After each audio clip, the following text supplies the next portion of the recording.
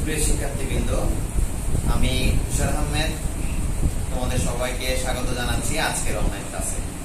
আজকের অনলাইন ক্লাসটি আমি সাজিয়েছি মূলত জেএসসি পরীক্ষার্থীদের জন্য। আর আজকে আমার বিষয় হচ্ছে ইংরেজি দ্বিতীয় পত্র। আমি গ্রামার নিয়ে আলোচনা করব। গ্রামারের যে গুরুত্বপূর্ণ একটা টপিক রয়েছে ট্রান্সফরমেশন অফ সেন্টেন্স।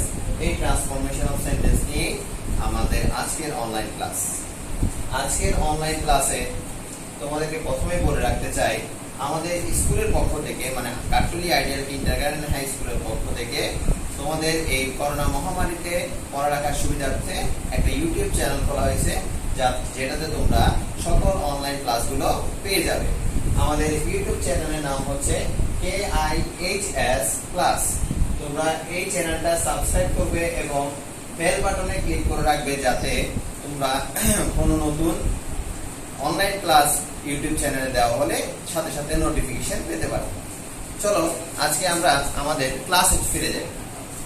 আজকে আমাদের টপিক ছিল transformation of sentence. Transformation of sentence মানে হচ্ছে বাক্যের পরিবর্তন, কিন্তু বাক্যের পরিবর্তনটি হবে অর্থের নয়, গঠনের পরিবর্তন। বাক্যের অর্থের কখনো পরিবর্তন হবে না, শুধুমাত্র বাক্যের গঠন প্রণালী বা বাক্যের ধরনের পরিবর্তন হবে। বুঝতে পেরেছি? এরপর আসো আমরা একটা বাক্যে কি কি ধরনের পরিবর্তন হতে পারে।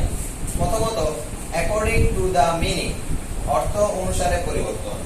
অর্থ অনুসারে পরিবর্তন করতে গেলে অ্যাসার্টিভ, আমরা জানি একটা অর্থ অনুযায়ী একটা বাক্যকে 5 ভাগে ভাগ করা যায়।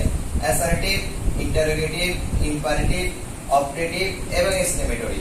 এই 5 ধরনের অর্থ অনুযায়ী বাক্যের পরিবর্তন করা যায়। দ্বিতীয় অপশনে রেখেছি আমি অ্যাকর্ডিং টু দা স্ট্রাকচার, গঠন প্রণালী অনুসারে পরিবর্তন। গঠন প্রণালী অনুসারে একটি বাক্যকে 3টি ধরনের পরিবর্তন করা যায়: সিম্পল, কমপ্লেক্স, কম্পাউন্ড। তৃতীয় নম্বরে এসেছে ভয়েস, বাচ্য। চতুর্থ নম্বরে রয়েছে কম্প্যারিজন অফ অ্যাডজেক্টিভ বা ডিগ্রি, আমরা যেটাকে ডিগ্রি নামে চিনি। অ্যাডজেক্টিভের অনুসারে যে পরিবর্তনটা সেটাকে আমরা ডিগ্রি নামে চিনি। সেখানে 3টা ধাপে পরিবর্তন হয়ে থাকে: পজিটিভ, কম্পারেটিভ, সুপারলেটিভ। এই যে আমি এখানে লিখলাম, এটা হচ্ছে মূলত ট্রান্সফরমেশন অফ সেন্টেন্সের যে মূল বিষয় বা বেসিক বিষয়, সেগুলো তোমরা এক নজরে এই বিষয়টি দেখে নাও।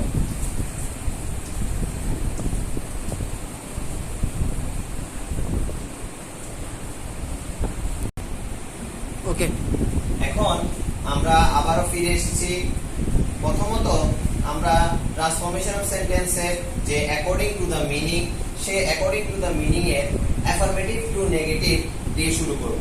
অ্যাফার্মেটিভ শব্দের অর্থ হচ্ছে হ্যাঁ বোধক, নেগেটিভ শব্দের অর্থ হচ্ছে না বোধক। তার মানে হচ্ছে আমরা হ্যাঁ বোধক বাক্য থেকে না বোধক বাক্যে কিভাবে রূপান্তর করতে হবে অর্থের পরিবর্তন না করে, সেটাই আজকে শিখব। চলো শুরু করা যাক।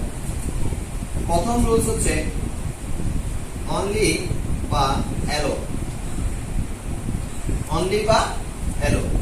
অ্যাফার্মেটিভ সেন্টেন্সে অনলি বা অ্যালো থাকলে বাক্যটি নেগেটিভ করার সময় আমাদের অনলি বা অ্যালোনের পরিবর্তে নান বাট অথবা নাথিং বাট অথবা নট মোর দেন অথবা নট লেস দেন ব্যবহার করতে হবে। এখন অনলি বা অ্যালোনের পরিবর্তে none but, nothing but, not more than, not less than কিভাবে ব্যবহার করব সেটা আমরা একটি করে উদাহরণের মাধ্যমে শিখব। ধরো অ্যাফার্মেটিভ সেন্টেন্সে দিল only God can help us, শুধুমাত্র ঈশ্বরই আমাদের সাহায্য করতে পারেন। এই বাক্যটি রয়েছে অ্যাফার্মেটিভ সেন্টেন্সে। এখন আমি দেখতে পাচ্ছি অ্যাফার্মেটিভ সেন্টেন্সে অনলি রয়েছে এখানে, তাহলে অনলি থাকলে নেগেটিভ করার সময় এই অনলির পরিবর্তে নান বাট বসবে। কি বসবে? None but. None but God can help us। সেহেতু আমরা এখানে লিখে রাখতে পারি নান ভার্ব ব্যবহৃত হয় ব্যক্তিবাচকের ক্ষেত্রে। কিসের ক্ষেত্রে? ব্যক্তিবাচকের ক্ষেত্রে। এরপর দ্বিতীয় উদাহরণে আসো। Only the moon was visible, শুধুমাত্র চাঁদই দৃশ্যমান ছিল। শুধুমাত্র চাঁদই দৃশ্যমান ছিল, এখানেও রয়েছে অনলি। তাহলে আমরা জানি অ্যাফার্মেটিভ সেন্টেন্সে অনলি বা অ্যালোন থাকলে নেগেটিভ করার সময় none but, nothing but, not more than অথবা নট লেস দেন বসে। এই ক্ষেত্রে যেহেতু এই আমরা এখানে দেখছি নান বাটের নিচে দেখছি ব্যক্তিবাচক, এখানে বাক্যে কর্তা হচ্ছে বা সাবজেক্ট হচ্ছে মুন, বস্তুবাচক। এই বস্তুবাচকের ক্ষেত্রে অনলির পরিবর্তে বসবে নাথিং বাট। কি বসবে? Nothing but. Nothing but the moon was visible. তাহলে আমরা এখানে লিখতে পারি নাথিং বাট এর নিচে বস্তুবাচক। এরপরে রয়েছে নট মোর দেন অথবা নট লেস দেন। এইটার জন্য আমি একটা উদাহরণ দেখাচ্ছি তোমাদেরকে। এখানে লিখতে পারি রহিম is only 14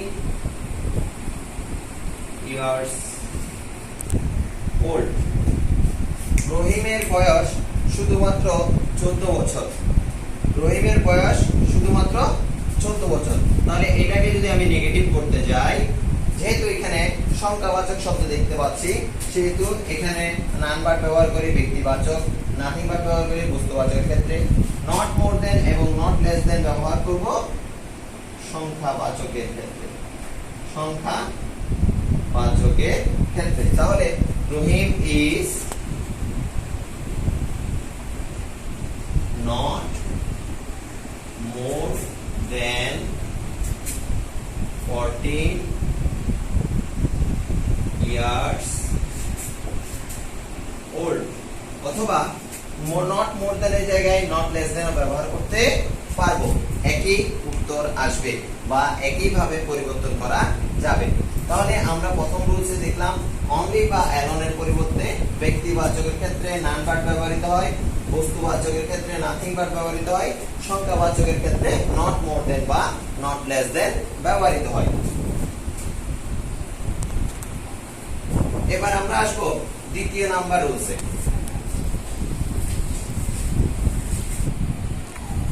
এবার আমরা এসেছি 2 নাম্বার রুলসে। 2 নাম্বার রুলসে লিখেছি কি অ্যাফার্মেটিভ সেন্টেন্সে যদি মাস্ট থাকে নেগেটিভ করার সময় মাস্টের পরিবর্তে ক্যান নট বাট অথবা ক্যান নট হেল্প প্লাস ভার্বিং বসে। এখন মাস্টের ক্ষেত্রে কিভাবে আমরা ক্যান নট বাট এবং ক্যান নট হেল্প ব্যবহার করব সেটা শিখব উদাহরণের মাধ্যমে।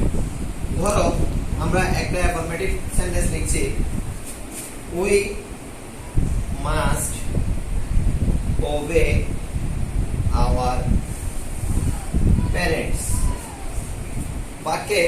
বাক্যটি অ্যাফার্মেটিভ সেন্টেন্স আছে বা হ্যাঁ বোধক বাক্যে আছে, এখানে রয়েছে মাস্ট।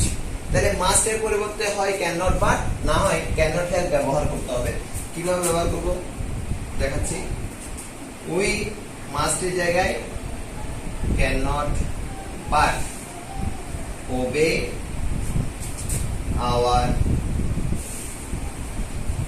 প্যারেন্টস। অথবা যদি ক্যান নট বাট ব্যবহার না করে ক্যান নট হেল্প ব্যবহার করতে চাই, সেক্ষেত্রে উত্তর দাঁড়াবে উই ক্যান নট হেল্প। যেহেতু এখানে লিখছি ভার্বিং, তাহলে হেল্পের পরবর্তী ভার্ব যেটা আসবে মানে ওবে, ওবের সাথে আইএনজি করতে হবে, ওবেইং আওয়ার প্যারেন্টস। এই ক্ষেত্রে আইএনজি হওয়ার কারণটি আমি তোমাদেরকে স্পষ্ট করে বলে দিই।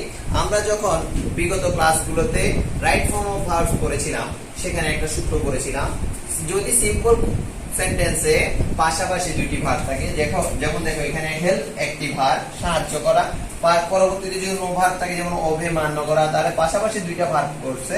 পাশাপাশি দুইটা ভার্ব থাকলে সেই ক্ষেত্রে করতে হয় কি পরবর্তী বা শেষোক্ত ভার্বের সাথে আইএনজি করতে হয়। সেই সূত্র অনুযায়ী আমরা এখানে পরবর্তী ভার্বটাকে আইএনজি করতে হয়েছে। বুঝতে পেরেছি? তাহলে আমরা দ্বিতীয় নাম্বার রুলসে শিখেছি অ্যাফার্মেটিভ সেন্টেন্সে যদি মাস্ট থাকে, মাস্টের পরিবর্তে নেগেটিভ করার সময় ক্যান নট বাট বা ক্যান নট হেল্প ব্যবহার করতে হয়। যদি আমরা ক্যান নট হেল্প ব্যবহার করি সেই ক্ষেত্রে পরবর্তী ভার্বের সাথে আইএনজি করতে হবে। তোমরা দেখে নাও।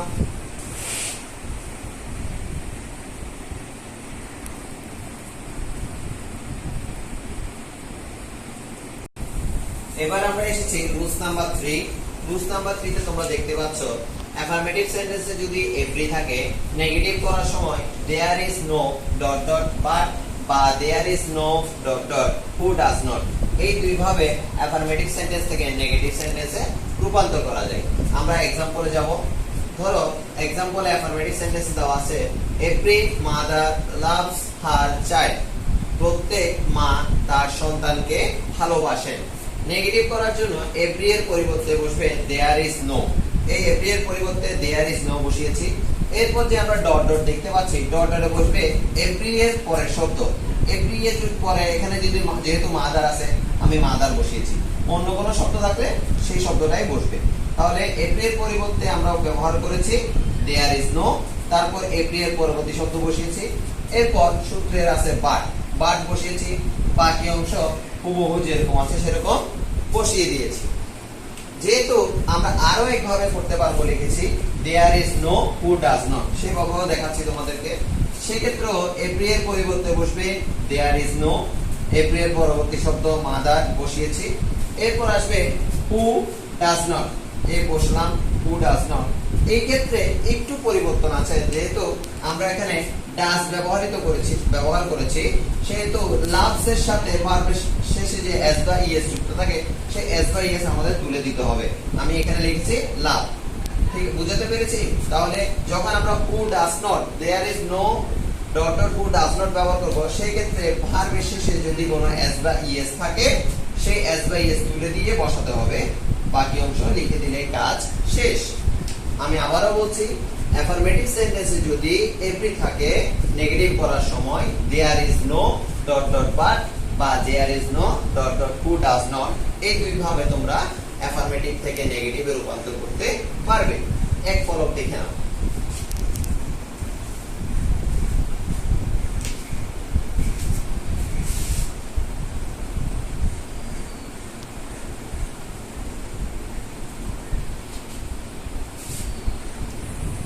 সুপ্রিয় শিক্ষার্থীবৃন্দ, আমরা চলে এসেছি রুলস নাম্বার 4 এ। রুলস নাম্বার 4 এ তোমরা দেখতে পাচ্ছ অ্যাফার্মেটিভ সেন্টেন্সে যদি এস ডট ডট এস থাকে, নেগেটিভ করার সময় নট লেস অথবা নো লেস ডট ডট দেন বসবে। এখন আমরা বিস্তারিত যাব। যদি অ্যাফার্মেটিভ সেন্টেন্সে এস ডট ডট এস এর একটা উদাহরণ দেখি, Rahim is as clever as Karim. Rahim is as clever as Karim, এখানে আমরা এস ডট ডট এস পেয়েছি কিনা তোমরা দেখতে পাচ্ছ, আমরা এস ডট ডট এস পেয়েছি। তাহলে আমরা যদি এস ডট ডট এস পেয়ে থাকি, নেগেটিভ করার সময় আমাদের নট লেস বা নো লেস ডট ডট দেন ব্যবহার করতে হবে। সেই ব্যবহারটা কিভাবে করব দেখতে পাচ্ছ। নেগেটিভ করার সময় প্রথম এস এর পরিবর্তে নট লেস বা নো লেস বসবে, দ্বিতীয় এস এর পরিবর্তে দেন বসবে।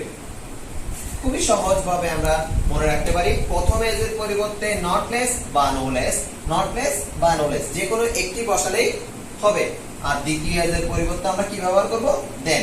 বাকি সব ওয়ার্ড হুবহু বসে যাবে। যেমন দেখো, রহিম ইজ নট লেস ক্লেভার দেন করিম, শুধুমাত্র প্রথম এস এর পরিবর্তে নট লেস বসিয়েছি, দ্বিতীয় এস এর পরিবর্তে দেন বসিয়েছি। বাকি সবগুলো আমি ঠিকই রেখেছি, কোনো পরিবর্তন করিনি। আবারও বলছি, 4 নাম্বার রুলসে আমি লিখেছি অ্যাফার্মেটিভ সেন্টেন্সে যদি এস ডট ডট এস থাকে, নেগেটিভ করার সময় প্রথম এস এর পরিবর্তে নট লেস বা নো লেস, দ্বিতীয় এস এর পরিবর্তে দেন বসলে নেগেটিভ হয়ে যাবে। তোমরা এক পলক দেখে নাও।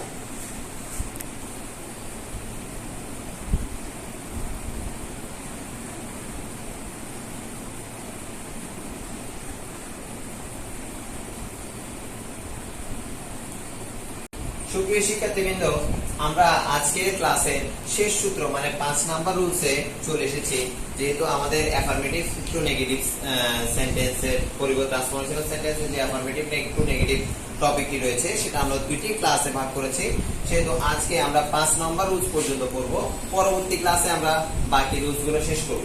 5 নাম্বার রুলসে লিখেছি আমি 2.2 অ্যাফার্মেটিভ সেন্টেন্সে যদি T2.2 থাকে, নেগেটিভ করার সময় so that বসবে। এই ক্ষেত্রে পরিবর্তনটা কিভাবে হয় আমরা সেটা একটু দেখব একটা উদাহরণের মাধ্যমে। অ্যাফার্মেটিভ সেন্টেন্সে একটা উদাহরণ লিখেছি, দেখো, the man is too weak to work. the man is too weak to work. লোকটি খুবই দুর্বল কি করতে, কাজ করতে। এই ক্ষেত্রে T2.2 ক্ষেত্রে পরিবর্তনটি হয় কিভাবে, দেখো, প্রথম 2 এর পরিবর্তে so, দ্বিতীয় 2 এর পরিবর্তে that। প্রথম 2 এর পরিবর্তে so, দ্বিতীয় 2 এর পরিবর্তে that। এখানে কাজ শেষ নয়, এর পরবর্তীতে গিয়ে আমাদের আরেকটু কাজ রয়েছে। সেটা হচ্ছে that এর পরে আমরা প্রথম যে সাবজেক্টটি রয়েছে, আমাদের বাক্যের প্রথমে যে সাবজেক্টটি রয়েছে তার একটি প্রোনাউন ব্যবহার করতে হয়। এখানে যেহেতু the man পুরুষ, সেহেতু পুরুষের ক্ষেত্রে আমরা প্রোনাউন ব্যবহার করব কি, হি। পুরুষের ক্ষেত্রে প্রোনাউন ব্যবহার করব হি। এরপর রেখেছি ক্যান নট ওয়ার্ক। ওয়ার্ক তো এখান থেকে এনেছি। ক্যান নটটা যদি প্রেজেন্ট টেন্স হয় সেই ক্ষেত্রে হবে ক্যান নট, আর যদি এখানে ইজ না থেকে ওয়াজ থাকতো সেই ক্ষেত্রে হতো কুড নট। এটা তোমাদের অবশ্যই মাথায় রাখতে হবে। আমি আবারও বলছি, খেয়াল করো, 5 নাম্বার রুলসে অ্যাফার্মেটিভ সেন্টেন্সে যদি T2.2 থাকে সেই ক্ষেত্রে নেগেটিভ করার সময় প্রথম 2 এর পরিবর্তে so, দ্বিতীয় 2 এর পরিবর্তে that বসে। কিন্তু এখানে কাজ শেষ নয়, এর পরবর্তীতে গিয়ে আমাদের করতে হবে কি, বাক্যের প্রথমে যে সাবজেক্টটি রয়েছে তার একটি প্রোনাউন বসাতে হবে। যেমন এখানে আমরা the man এর প্রোনাউন হিসেবে he ব্যবহার করেছি। এর পরবর্তীতে যদি বাক্য প্রেজেন্ট টেন্স হয় সেক্ষেত্রে বসবে ক্যান নট, আর পাস্ট টেন্স হলে বসবে কুড নট। আমরা এখানে যেহেতু ইজ ব্যবহার করেছি সেহেতু বাক্যটি প্রেজেন্ট টেন্স, সেই জন্য আমরা এখানে ক্যান নট ব্যবহার করেছি। পরবর্তীতে গিয়ে শেষে ভার্বটি রেখেছি। আর যদি এখানে ইজ এর পরিবর্তে ওয়াজ থাকতো বা পাস্ট টেন্স থাকতো সেই ক্ষেত্রে আমরা এখানে কুড নট ব্যবহার করতে হতো। তো সুপ্রিয় শিক্ষার্থীবৃন্দ, আজকে আমাদের এই অনলাইন ক্লাস একটুকুই পর্যন্তই। আগামী ক্লাস পর্যন্ত তোমরা সুস্থ থাকবে, সুরক্ষিত থাকবে, সবাই মাস্ক ব্যবহার করবে, নিয়মিত হাত ধৌত করবে এবং পরিবারকেও সুরক্ষিত রাখবে। আজকের অনলাইন ক্লাস থেকে আমি তুষার আহমেদ এখানে বিদায় নিচ্ছি। ধন্যবাদ সবাই।